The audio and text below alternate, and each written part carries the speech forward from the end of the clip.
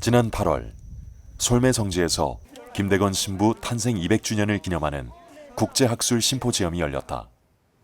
참석자들은 김대건 신부가 남긴 유일한 자료인 편지를 통해 그의 행적을 다양하고 객관적인 시각으로 바라보고 분석했다.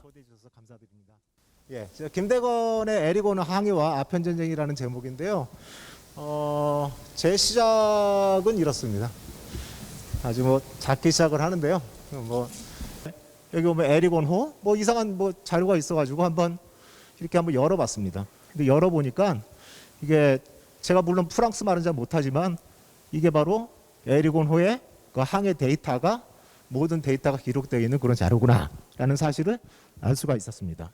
이 자료는 그 에리곤호의 항해 중간에 그 기록됐던 아주 굉장히 모든 항해의 자료들, 특히 이제 날씨라든가 그리고 좌표라든가 그리고 지작이라든가 그런 항해 데이터가 들어 있는데요. 맨 처음에 인트로덕션에 보면은 거기 이제 승선자 명단도 있습니다. 물론 선장, 사령관, 부선장 등등등 해가지고 사실은 저는 이제 김대건 신부가 대만에 들렀으면 좋겠다라는 믿음으로 단순하게 좌표를 이렇게 얻어가지고 날짜별로 해가지고 좌표를 찍어봤는데 이상한 좌표가 나오더라고요. 그래서 분명히 제 직관으로 봐가지고는 좌표가 이게 경도가 조금 한 2도 정도가 시프트가 돼 있는데 이거를 인위적으로 이유는 모르겠지만 인위적으로 한번 해봤어요. 그랬더니 딱 맞더라고요. 난징으로 향하던 프랑스 군함 에리곤호. 조선으로 갈 날만 초조하게 기다리던 김대건은 선교사들과 함께 이 배에 탑승한다. 그리고 항해 과정을 상세하게 기록했다.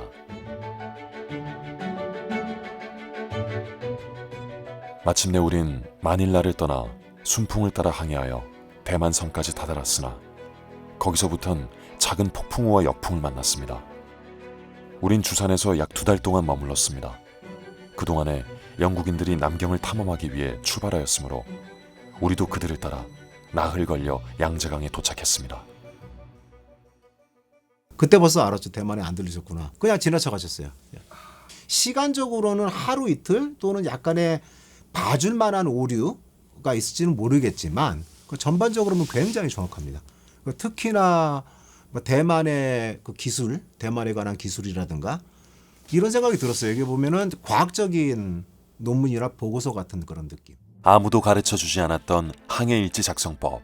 그는 프랑스 시간에 맞춰 독자적으로 일지를 기록했고 그 기록은 에리곤호의 항해일지와 정확히 맞아떨어졌다. 그리고 에리곤호가 도착했던 난징에서 그는 세계 정상의 격도를 눈으로 직접 목격한다. 18세기 조선에서 성장한 김대건에게 중국의 몰락과 서구 열강의 존재를 보게 된 난징 조약은 충격이었다.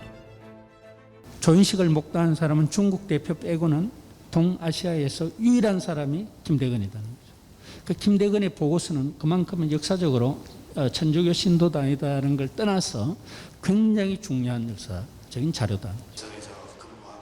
김대건이 남긴 위대한 기록은 또 있다. 작년 한 10월달 정도에 2장의 지도를 언론을 통해서 공개를 한 바가 있습니다. 이 지도는 김대건 신부님 조선 전도와 이제 밀접한 관련성이 있는 2장의 지도고요. 이 두 지도에는 우선 우산도와 동해 표기가 명확하게 되어 있다는 점에서 매우 주목할 만한 지도였고요.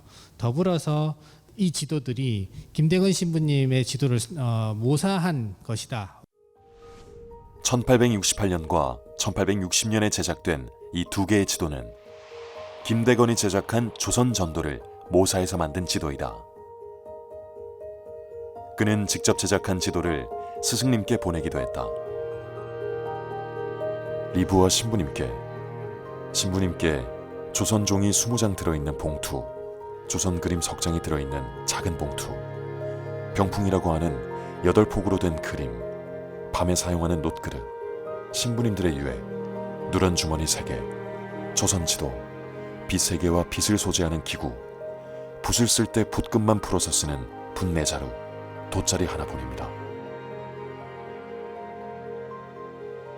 김대건이 제작한 지도는 불필요한 산과 강 이름 대신 지명을 한국식 발음의 로마자로 표기한 세계 최초의 지도이다. 주요한 기재된 내용은 자연지리적인 그리고 인문지리적인 정보들인데 약 400여 개의 로마자 지명이 이 지도 안에 기재되어 있습니다. 더불어서 이 SEOUL 서울이라는 로마자 표기가 이 지도에서 처음 기재된 걸로 알려져 있습니다. 학계에는. 유럽 사회에 조선이라는 나라를 정확히 알린 최초의 지도. 김대건의 조선 전도는 이후 유럽인들의 지도 제작에도 많은 영향을 끼쳤다. Voilà, vous avez ici l'Atlas des missions étrangères de Paris qui a été... et vous avez bien sûr la Corée que je vous montre ici.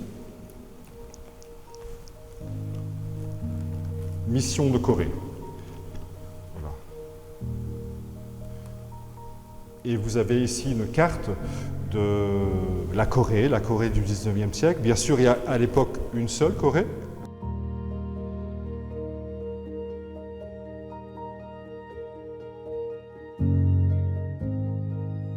청년 김대건이 격변하는 세계 정세를 목도하고 지도를 제작하던 시기 조선은 어땠을까?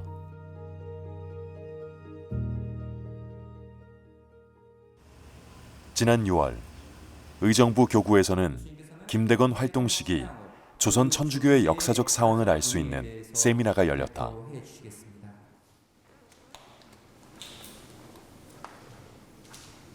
19세기 중엽에 천주교 신도들은 어떻게 살았느냐? 그것보다면은 먼저 이들은 정부의 탄압을 받았습니다. 그 탄압의 이유가 여러 가지가 있었는데 겉으로 흔히 정부에서 내세운 건 조상 제사 금지라고 하는 것이었죠.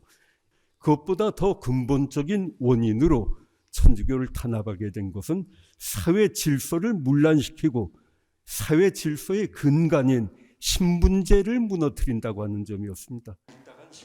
그렇다면 서양의 학문으로 여겨졌던 천주교가 어떻게 조선 신분제를 무너뜨릴 수 있는 종교로 규정됐던 것일까? 효의 관념도 중요했던 사회이긴 하지만은 천주교가 단상의 구별을 거부를 하고 노비와 노비 주인의 관계를 전혀 무시를 하고 다 같이 내장이 서로 연결이 되어 있는 것처럼 일단 신앙을 갖게 되면 한데 어울린다고 하는 그러한 표현을 해가면서 사회의 아름다운 풍속인 미풍양속인 신분제를 무시한다는 거가 그 당시 지배층이 보았던 천주교 박해의 아주 중요한 원인이 됩니다. 1839년 사학 토치령에 의해 대대적인 천주교 박해가 일어나 3명의 프랑스인 신부와 200여 명의 신자가 순교하였고 이에 조선에는 더 이상의 신부가 존재하지 않았다. 1845년 김대건은 주교를 모셔오기 위해 신자 11명과 함께 작은 나룻배를 타고 중국 상해로 향한다. 그 당시에 이제 움직이는 동선이 이 육로를 통해서 이렇게 의주를 통해서 들어가야 되잖아요. 한꺼번에 움직이면 다 실패할 수 있잖아요. 그래서 나누어서 움직여요. 김대건 신부님하고 그 페레올 주교님하고 같이 움직이고 최영업 신부님하고 메스토로 신부님하고 같이 움직이죠. 근데 이 두 상황 안에서 김대건 신부님이 먼저 들어갔다가 배를 타고 오신 거잖아요. 그때 상해에 딱 도착했을 때가 24살이었거든요. 그리고 나서 가기 전에 이제 서품을 준 거죠. 그 당시에 최영업 신부님은 저 만주에 있었고. 천신만고 끝에 도착한 상해. 그곳에서 김대건은 질병으로 먼저 세상을 떠난 최방제와 국경에서 공부하고 있던 최양업보다 먼저 사제 서품을 받게 된다. 1845년 8월 17일 조선의 첫 번째 사제가 탄생했다. 그는 곧바로 다시 조선으로 향했다. 방법은 상해까지 타고 왔던 라파엘호를 수리해 다시 타고 가는 것. 하지만 거친 풍랑은 여러 차례 김대건 신부 일행을 덮쳤고 라파엘호는 제주도까지 표류했다. 그의 무모했던 도전의 결과는 과연 어땠을까?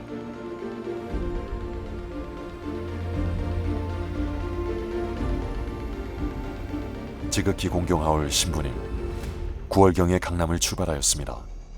큰 바다로 밀려나와 여러 번 폭풍우에 시달렸습니다.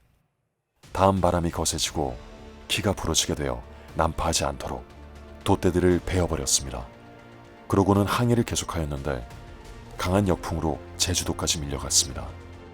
마침내 여러 날이 걸려 강경이라는 항구에 도착했고 하느님의 도우심으로 아무런 재앙 없이 교우들의 영접을 받았습니다. 고향을 떠난 지 10년, 천주교 유학 생활이 이미 조정이 알려져 목숨이 위태로운 상황에도 김대건은 조선의 첫 번째 신부가 되어 돌아왔다. 우리가 도저히 상상할 수 없는 모험을 한 것이죠. 강연까지 무사히 온 것 자체도 벌써 기적 같은 일이죠.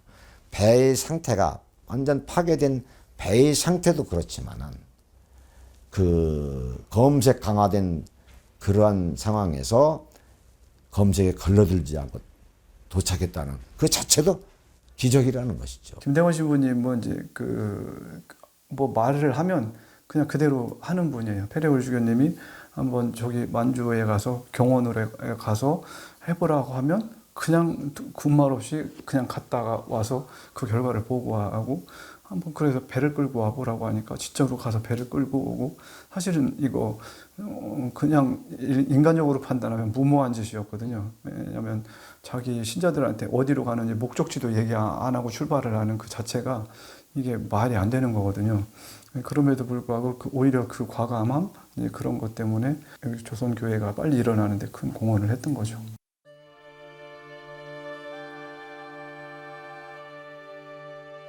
조선에서 마카오로, 필리핀에서 중국으로, 그리고 다시 조선으로.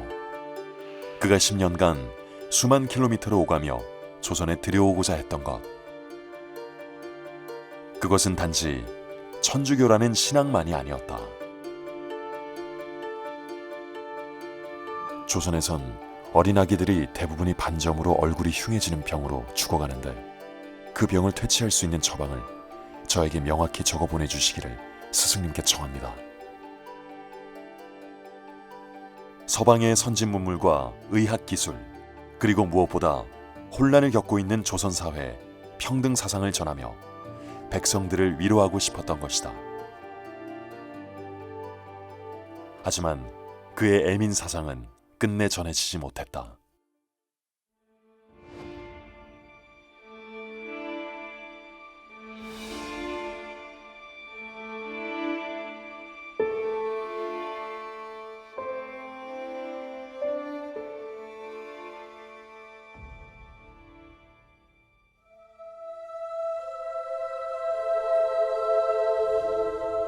교우들 보아라.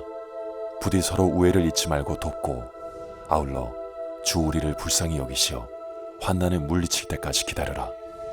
비록 너희 몸은 여럿이나 마음으로는 한 사람이 되어 사랑을 잊지 말고 서로 참아 돌보고 불쌍히 여기며 주의 자비하신 때를 기다려라.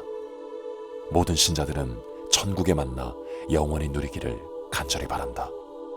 내 입으로 너희 입에 대어 사랑을 친구하노라. 부감 김안드레야.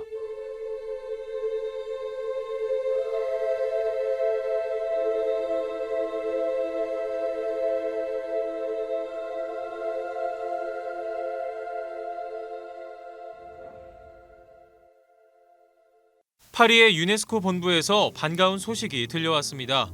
한국인 최초 천주교 사제인 김대건 신부가 2021년 세계 기념 인물로 선정된 겁니다. 김대건 신부가 탄생한 지 200년. 세계가 그를 주목했다. 김대건 신부님은 이웃을 위해 살았던 분이에요. 또 자기 가진 모든 배운 걸 모든 것을 이웃을 위해 내어놓던 분이거든요. 그러니까 당시 양반 계급이면서도 계급을 넘어서도록 했어요. 남녀가 달랐거든요. 그런데 평등한 걸 알려주었죠. 그리고 자기가 배운 모든 것을 공동선을 위해서 모든 일을 사용하기 위해서 빨리 조정의 정부에 좀 나라를 개방해서 서양 문을 받아들여서 새롭게 나가 잘 살도록 하자. 이 면에 있어서는 정말 그 가장 그 선각자면서도 현실을 직시하며 살았던 분이요. 그렇다면 한국인들이 이렇게 장한 첫 번째 유학생이고 이렇게 배운 모든 것을 나라를 위해서 이바지하려 노력했던 그런 위대한 선각자, 우리 중에 한 사람, 역사에 남을 수 있는 사람, 유네스코가 기억하는 사람으로 좀 그분을 봐줬으면 좋겠어요. 그리고 그가 남긴 위대한 발자취는 200년이 지난 지금까지 이어지고 있었다.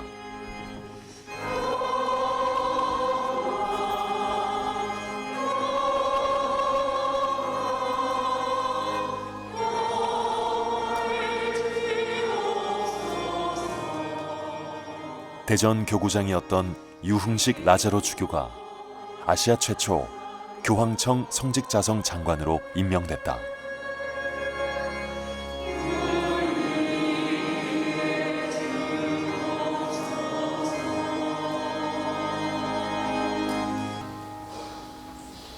성부와 성자와 성령의 이름으로 아멘. 평화가 여러분과 함께 또한 사제의 영과 함께. 근데 제가 지난 부활주의로 갔을 때 4월 17일 날 이제 교황과 하려는 학교에서 이제 약속된 시간에 갔죠.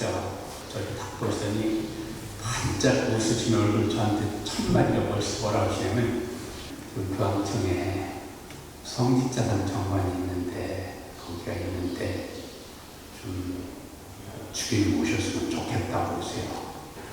그날 저녁부터 꼬박 세웠죠. 근데 생각할수록 저는 아니에요.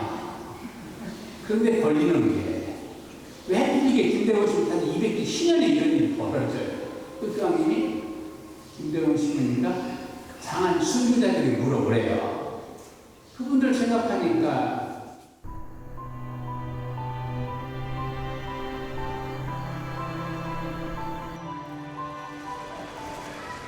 교황청의 부름을 받은 한국인 주교.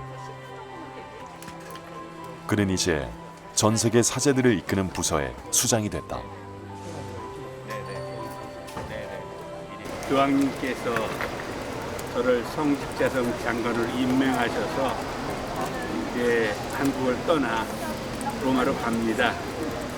분명한 건 우리 한국 교회에 있어서 한국에서 처음 있는 일이기 때문에 가서 정말 교황님 옆에서 교황님 모시고 잘 하겠다는 그런 다짐입니다.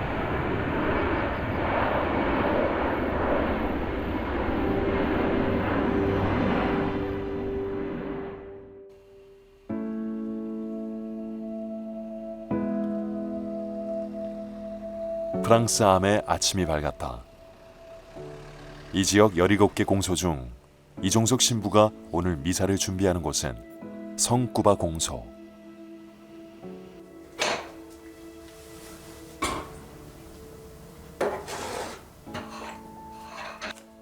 여느 때와 다름없이 차분히 미사를 준비하는 이종석 신부. 한 명의 신자라도 더 만나기 위해 오늘도 그는 동분서주다.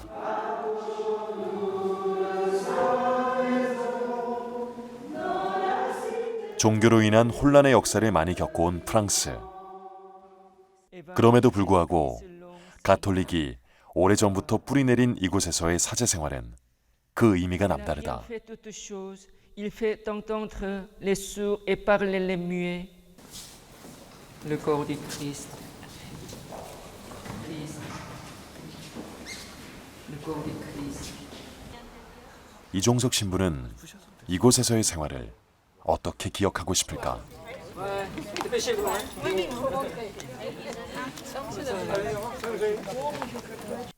사제 만약에 그 목표로 예상대로 있는다고 하면은 10년이죠.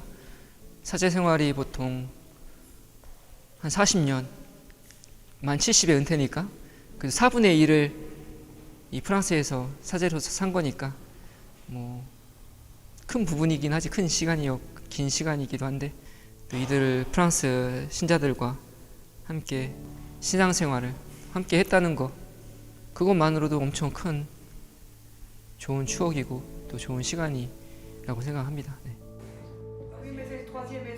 이역만리 낯선 땅에서 프랑스 신자들의 목자가 된 이종석 신부. 김대건 신부가 뿌린 신앙의 씨앗은 시간과 공간을 뛰어넘어 이곳에서도 꽃을 피우고 있다.